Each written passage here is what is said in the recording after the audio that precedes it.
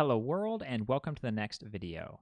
As you may know, there are two runoff elections going on in Georgia for the U.S. Senate in January. One of these races is Senator David Perdue versus Jon Ossoff, the Democratic challenger. Not long ago, they had a debate.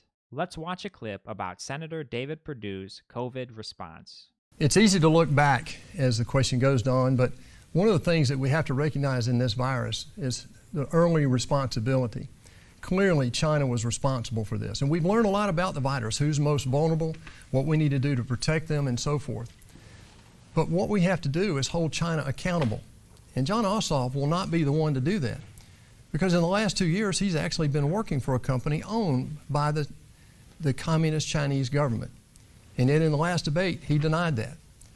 So the question tonight is, moving forward, instead of looking back, what we've learned is that we've got to get a vaccine, we've got to accelerate, and we've done this, we've put a lot of money behind this, accelerating the treatment regimens and so forth, and get the money back into the state. The Democrats right now are blocking the aid that we want to bring back to the states in addition to what we've already done. All right. Mr. Ossoff, you were named in that, so you get a rebuttal. Blaming the Democrats, blaming foreign countries. How about taking some personal responsibility? Senator David Perdue told us this virus was no deadlier than the ordinary flu.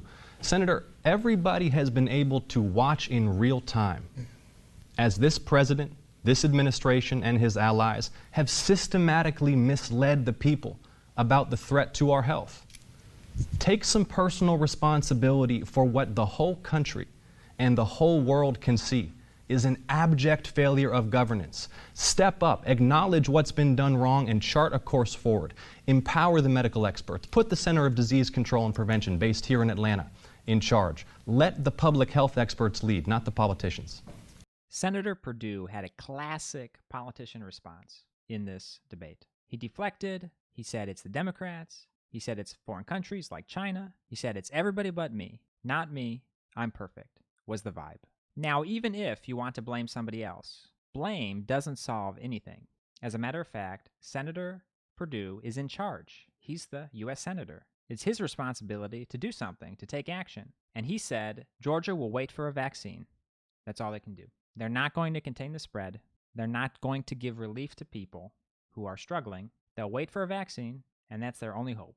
And meanwhile, blame everybody else for the pandemic in the state. I noticed one thing that Perdue also did. He specifically goes for trigger words, for example. When he says China, he expects people to stop, or some people to stop thinking about his argument path. Because if you're blaming somebody, it's not going to solve anything. Blaming a country is not going to save lives in Georgia. So he's just distracting you, trying to make you angry or something, but not offering the Georgians anything. Jon Ossoff made a great point that the senator does not take any personal responsibility for what's going on in Georgia, what's going on with COVID, and what's going on with the relief for Georgians. Instead, all he has is blame. And at the end of blame, the only result you have is anger and no solutions. Keep an eye on these runoff elections in Georgia. I think it'll be really interesting. These will take place in January, and they'll determine if we have a 50-50 split in the U.S. Senate or not. If you enjoy my commentary, please like this video, comment, and subscribe. Thank you.